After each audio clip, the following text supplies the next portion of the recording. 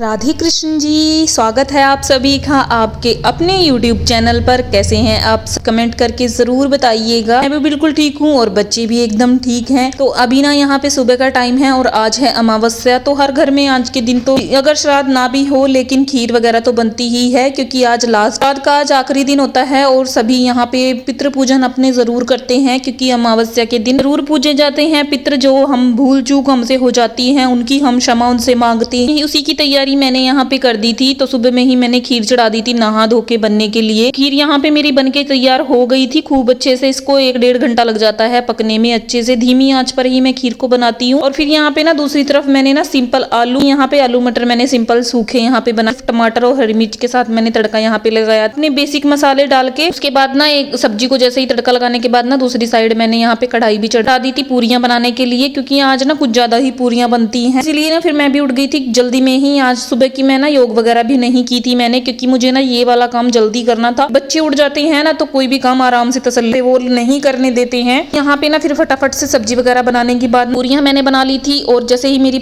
16 पूरियां बन के तैयार हुई बाद उनको मैंने निकाल के रख दिया था साइड में, और उनके ऊपर ना थोड़ी थोड़ी सब्जी और खीर ऐसे रखनी होती है। फिर ये वाली थाली भी मैंने तैयार कर दी थी। वैसे तो आप चाहें 2-3 सब्जियां वगैरह रायता रोयता कुछ भी बना सकती हैं। मैंने तो सिंपल सब्जी, खीर और ये पूरियां बनाई थी। तो उसी के साथ मैंने अपने पितृ पूजन किया। और उसके बाद फिर मैंने अपने लड्डू गोपाल जी को भी भोग लगाया। पहले ना मैंने उनको मीठी मीठी खीर का भोग लगाया। और फिर ये ना यहाँ पे सुबह का काम जैसे ही मेरा खत्म हुआ ना, तो ये दोपहर का खाना था। और दोपहर में ना मैंने सिंपल पीली मूंग वाली दाल बनाई थी, इसके साथ चावल। और बेटे को ना सुबह आलू वाली सब्जी इतनी खास अच्छी नहीं लगी थी। पनीर रखा हुआ था, फिर मैंने ना उसके लिए सिंपल पनीर यहाँ पे बना दिया। खाना वाना खिलाने के बाद ना बच्चों को थोड़ी देर मैंने सुला दिया था। रेस्ट वगैरह करने के बाद ये सीधा 4-4:30 बजे का टाइम है और कल से नवरात्रे भी शुरू हैं। फिर मुझे ऐसा लग रहा था ना कि वैसे तो घर पूरा अच्छे से साफ ही है, क्योंकि मैं डेली ही क्लीनिंग करती हूँ। ऐसा कोई भी दिन नहीं जाता है जिस दिन मैं कोई भी एक कोना उठा के उसको अच्छे से साफ नहीं करती हूँ। ये मेरा आधा 1 घंटे का डेली का रूटीन होता ही है। लेकिन फिर भी ना जैसे बोर हो जाते हैं हम लोग, हमें लगता है कि हाँ काफी गंदा हो गया है घर अभी इस टाइम पे। और कल मैं मम्मी से भी बात कर रही थी, यही बोल रही थी कि मेरा घर तो बिल्कुल साफ है, कहीं से गंदा है ही नहीं, क्या साफ सफाई करूंगी। लेकिन जी नहीं, ऐसा बिल्कुल भी नहीं होता है।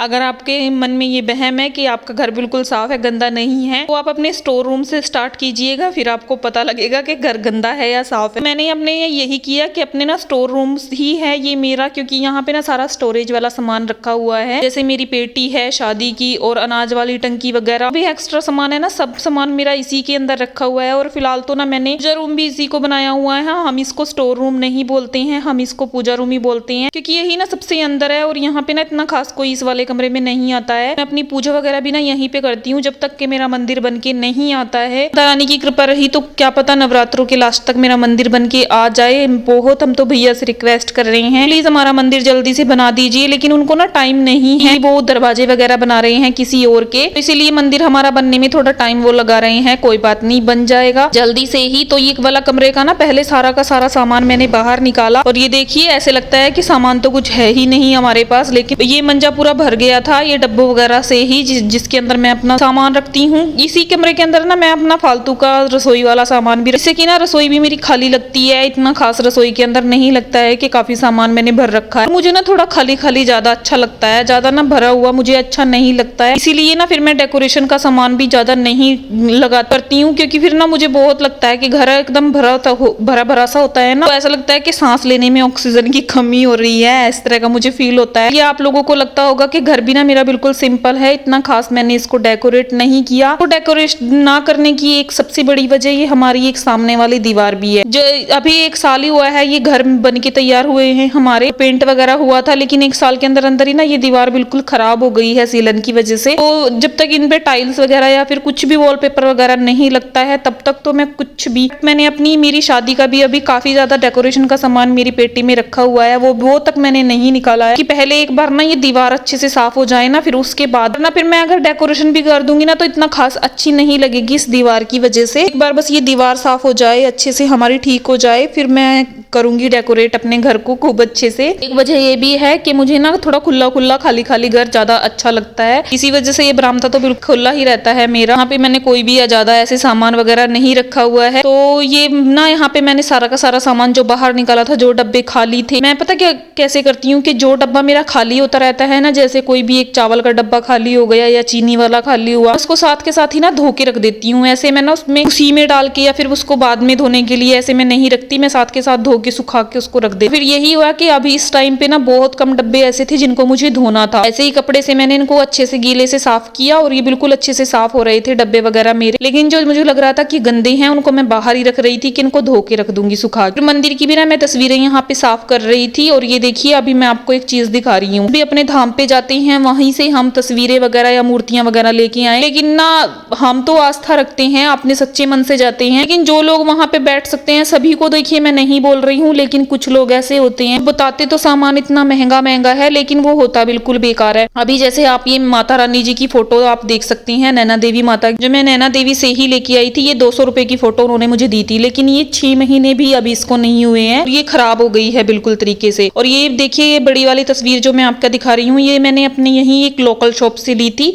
ये भी सेम प्राइस की है 200 रुपए की, और ये बिल्कुल अच्छी एकदम परफेक्ट पे है, और ये पिछले साल दिवाली पे मैंने ली थी। अभी आप लोग ये डिफरेंस देख सकते हो। अगर हम लोग आस्था रखते हैं तो उन लोगों का भी फर्ज बनता है कि वो हमें ऐसे ना लगे, बेकार सामान ना दें इतना महंगा महंगा। अब तो मुझे भी ऐसा लगता है कि मूर्तियां वगैरह ठीक है, लेकिन मैं फोटो वगैरह नहीं लेके आऊंगी, ऐसे ही बस मत्था वगैरह टेक के अपना आओ और फोटो वगैरह की शॉपिंग ना करो। तो ये वाला रूम काफी अच्छे से जाले वगैरह साफ करने के बाद ना, और खूब सारा गंद निकला था इस कमरे से भी, पेटी वगैरह के नीचे भी मैं डेली झाड़ू लगाती हूँ, लेकिन फिर भी पता नहीं कहाँ से इतने जाले निकल के आ रहे थे। तो बीच वाले कमरे को अच्छे से साफ, तो पूजा वाले कमरे को अच्छे से साफ करने के बाद मैं आ गई थी किचन के अंदर, क्योंकि अभी 8:30 का टाइम ही हुआ था और फिर टाइम भी था हमारे पास, सब्जियां वगैरह बनी हुई रखी थी। फिर मैंने बच्चों को खाना खिलाया रात का, और उसके बाद फिर ना मैंने सोचा कि चलो अभी ना रसोई को भी साफ कर लेते हैं, क्योंकि एनर्जी थी मेरे अंदर अभी काफी ज्यादा। कल से नवरात्रि हैं और खुशी ही इतनी ज्यादा थी मुझे माता रानी के आने की। नवरात्रों की तो ना एक अलग ही वाइब होती है, अलग ही फीलिंग आती है जब से नवरात्रे शुरू होते हैं, तो बहुत अच्छा लगता है नवरात्रे का फास्ट वगैरह रखना। फिर मैंने सोचा कि चलो रसोई को भी साफ कर देते हैं, तो डब्बे वगैरह मैंने निकाल के अच्छे से धोए। रसोई के जितने भी प्लास्टिक के एक्स्ट्रा फालतू के डब्बे थे उन सबको मैंने फेंक दिया है, क्योंकि मैं अब उनको रिप्लेस करना चाहती हूँ प्लास्टिक को कांच से, और अगर नहीं कांच से कर पाई क्योंकि वो महंगे आते हैं, मैं अच्छे वाली प्लास्टिक के डब्बे लूंगी। ये देखिए किचन की स्टार्टिंग ना मैंने अपने एग्जॉस्ट से की थी, एग्जॉस्ट को मैंने खूब अच्छे से साफ किया, और उसके बाद ना ये जो सामने वाली खिड़की है वो भी मैंने साफ किया। सामने वाली खिड़की से तो इतने खास जाले नहीं निकले हैं, लेकिन एग्जॉस्ट से देखिए कितना सारा कूड़ा निकला है, और इससे ज्यादा तो ना बाहर के बरामदे वाली साइड गिरा है, इतने लंबे लंबे मोटे मोटे जाले थे ना एग्जॉस्ट। और उसके बाद फिर मैं लग गई थी अपने फ्रिज वगैरह का सामान मैंने निकाला, और 11:15 रात के हमें हो गए थे ये काम करते करते। ये देखिए यहाँ पे ना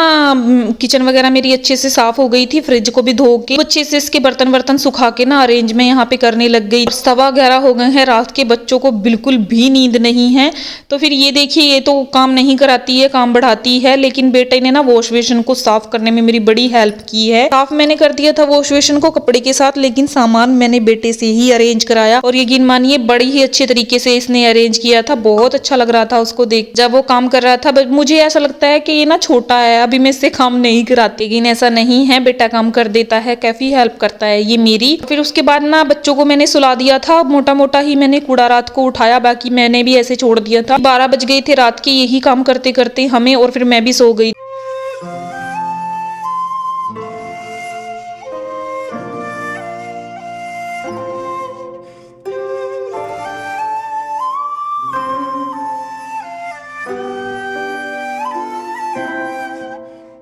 सुबह में उठ के ना, सुबह जल्दी मैंने उठी 4 बजे, सिर्फ मैं सैर करके आई, और आज की भी मैंने अपनी एक्सरसाइज में लग गई थी।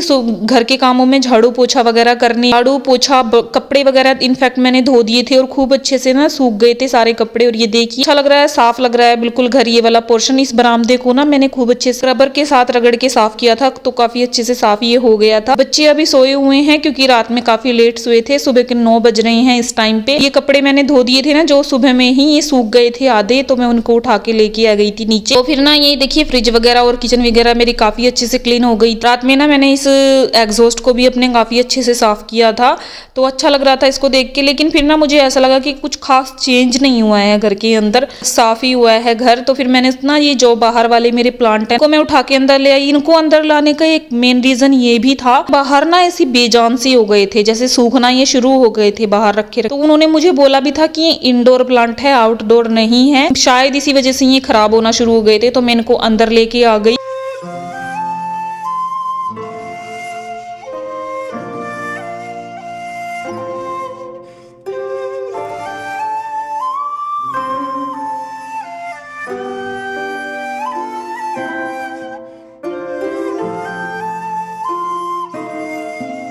और ये देखिए सुबह की पूजा पाठ में मेरा सब कुछ हो गया है। कितने प्यारे लग रहे हैं लड्डू गोपाल। पहले नवरात्रि की खूब सारी शुभ रानी सबके परिवार पर अपनी कृपा बनाए रखें, यही मेरी तो अपनी माता रानी से विनती है। और ये देखिए कलश स्थापना वगैरह सब कुछ हो गया है सुबह का, क्योंकि इस टाइम तो 9 बज गए हैं। अभी तो जोत वगैरह भी मैंने सुबह में ही लगा। फिर आज अपने लड्डू गोपाल जी के साथ ही करते हैं अपने व्लॉग को एंड मिलते हैं आप सभी से एक नए व्लॉग के साथ। उम्मीद करती हूँ कि ये आपको अच्छा लगा हो। अच्छा लगा है तो प्लीज एक छोटा सा लाइक कर दीजिए। अगर चैनल पे नए हैं तो सब्सक्राइब करना बिल्कुल मत भूलिएगा। और अगर आपकी मर्जी हो तो शेयर भी कर सकती हैं। मैं मिलती हूँ आप सभी से एक नए व्लॉग। तब तक के लिए राधे राधे, जय माता दी।